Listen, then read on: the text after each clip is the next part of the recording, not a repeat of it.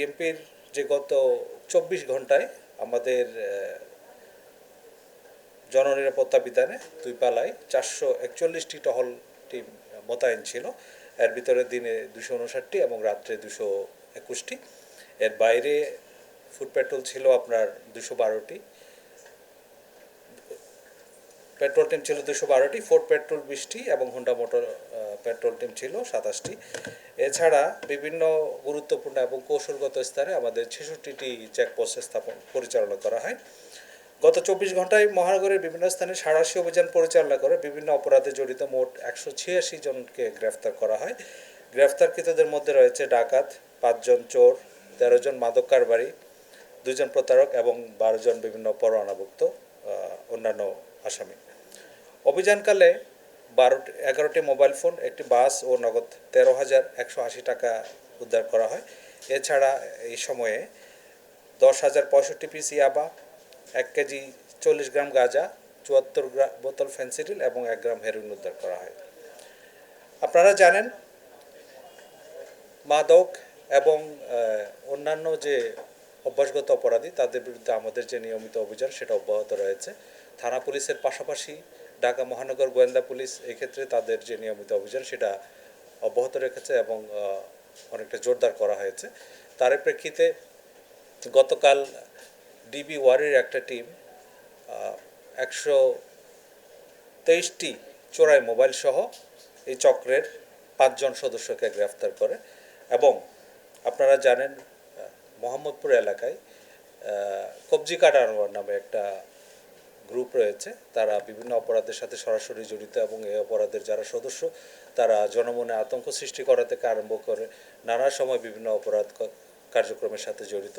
সেই কবজি কাটা আনোয়ার গ্রুপের 2 জন সদস্যকে তারা গ্রেফতার করেছে তেজগাঁ গোয়েন্দা বিভাগের একটা টিম।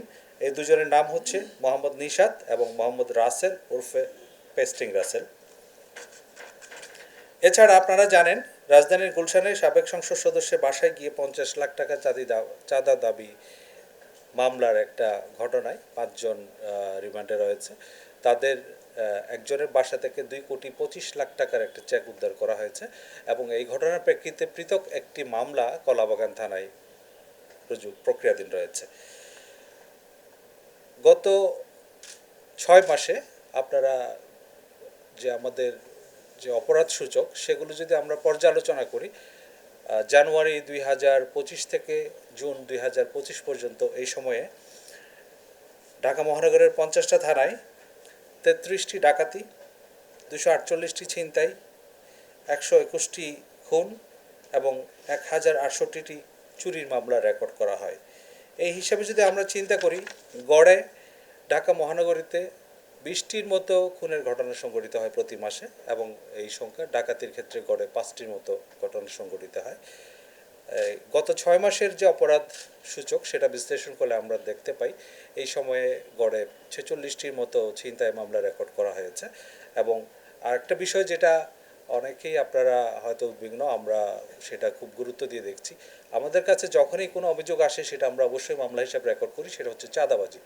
গত 6 মাসের পরিসংখ্যান আমরা দেখছি ডিএমপিতে গড়ে প্রায় প্রতি মাসে 70টির মতো চাঁদাবাজির ঘটনা রেকর্ড করা হয়।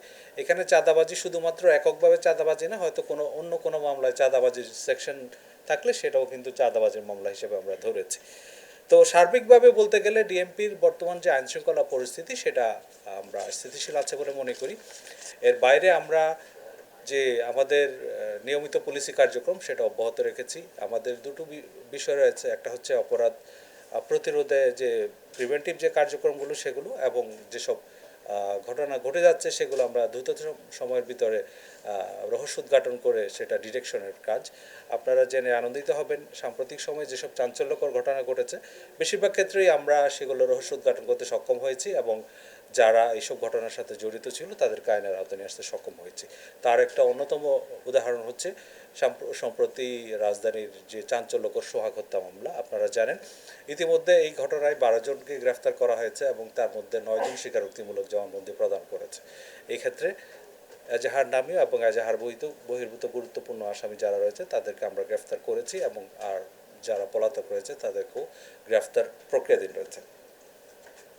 আর একটা বিষয় আমাদের নিয়মিত কার্যক্রম যেটা ট্রাফিক ব্যবস্থাপনার ক্ষেত্রে আমরা নিত্য নতুন কৌশল অবলম্বন করছি এবং বিভিন্ন স্থানে আমরা কিছু পরীক্ষামূলক ডাইভারশন দিচ্ছি এবং এসব ক্ষেত্রে দেখা যায় সেগুলো খুব ইতিবাচক ফলাফল নিয়ে আসছে। তথাপি কিছু ট্রাফিক আইনে বেশ কিছু মামলাও প্রতিদিন রুজু হয়। গত 24 ঘন্টায় এরকম 2845টি মামলা রুজু হয়েছে এবং এর মধ্যে 282টি গাড়ি ডাম্পিং করা হয়েছে এবং 93টি গাড়ি রেকার করা হয়েছে।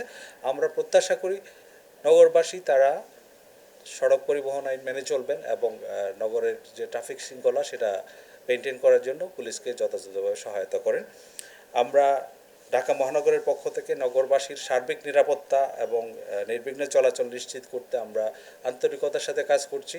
আপনাদেরকে আমরা আহ্বান জানাচ্ছি সবাই আইন মেনে চলবেন, কোনোভাবেই আইন নিজের হাতে তুলে নেওয়া যাবে না এবং যে কোনো ক্ষেত্রে অপরাধ এবং অপরাধীদের সম্পর্কে কোনো তথ্য থাকলে নিকটস্থ থানায় অবহিত করবেন, পুলিশ তাৎক্ষণিক ব্যবস্থা নেবে। আমরা ঢাকা মহানগর পুলিশ সবসময় আপনাদের পাশে আছি, থাকবে। একটা চেকের এখানে বিষয় আসছে 2,25,00,000 টাকার, এটা এই মামলায় যে গ্রেফতারকৃত রিয়াদ নামে একজন। আমরা অন্যান্য বিষয়গুলো তদন্ত করছি, এটা অব্যাহত আছে। জি, এটা খুব গুরুত্বপূর্ণ। আগেই যদি ইনফর্ম করতে হয় তো পরবর্তী অপরাধগুলো ঠেকানো যেত। আমরা বিষয়গুলো খতিয়ে দেখছি কী কারণে তারা চাঁদা দিয়েছিল বা এক্ষেত্রে তাদের কোনো দুর্বলতা আছে কিনা সে বিষয়গুলো আমরা খতিয়ে দেখছি। আসলে এখানে যারা জড়িত ছিল আমি এটা মনে করি কোনো দলীয় পরিচয় কারো কাছে মুখ্য বিষয়টা। আমরা যে সম্ভাব্য কারণগুলো এবং এখানে যারা জড়িত ছিল তারা ব্যতীত আর অন্য কেউ আছে কিনা সেটাও আমরা তদন্ত করে দেখছি। আশা করি তদন্ত শেষে এগুলো বিস্তারিত জানা সম্ভব হবে। আমরা যে কোনো সময় সতর্ক রয়েছি, যে কোনো অরাজক পরিস্থিতি মোকাবেলা করার জন্য ডিএমপি তার পূর্ণাঙ্গ সক্ষমতা নিয়ে কাজ করছে। এই ক্ষেত্রে যদি কেউ আইনশৃঙ্খলা অবনতি করার চেষ্টা করে সেটা আমরা অবশ্যই আইনানুগভাবে মোকাবেলা করব। এর বাইরে আমাদের যে গোয়েন্দা তথ্য যেগুলো থাকে সেগুলো কাজে লাগিয়ে আমরা আইনশৃঙ্খলা পরিস্থিতি স্বাভাবিক রাখার জন্য চেষ্টা করছি। থানায় আসলে এরকম সালিশ করার কোনো অবকাশ নাই।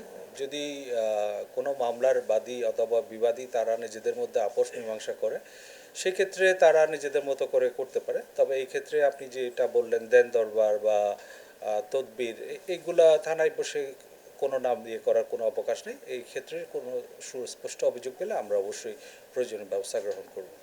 পুলিশ কিন্তু যথেষ্ট সক্রিয় রয়েছে মাঠে এবং ঢাকা মহানগর পুলিশ যথাযথভাবে কাজ করছে দেখে কিন্তু অপরাধের মাত্রাটা অনেকটাই স্থিতিশীল রয়েছে এবং যেসব ঘটনা ঘটছে খুব অল্প সময়ের ব্যবধানে সেই ঘটনায় জড়িতদের আমরা আইনের আওতায় নিয়ে আসতে পারছি। এর বাইরে কিছু অপরাধ যে হচ্ছে না তা না, আমরা চেষ্টা করছি অপরাধের মাত্রাটাকে অবশ্যই সীমিত রাখার এবং এটা একটা সহনীয় মাত্রার মধ্যে রাখার জন্য। আর পুলিশের উপর যে দায়িত্বগুলো রয়েছে আমরা সব সঠিকভাবে পালন করছি। এছাড়া আমাদের সদস্যদের নিয়মিত প্রশিক্ষণ প্রদানের মাধ্যমে সামনে যে জাতীয় নির্বাচন সেটার জন্য প্রস্তুতি আমরা নিচ্ছি।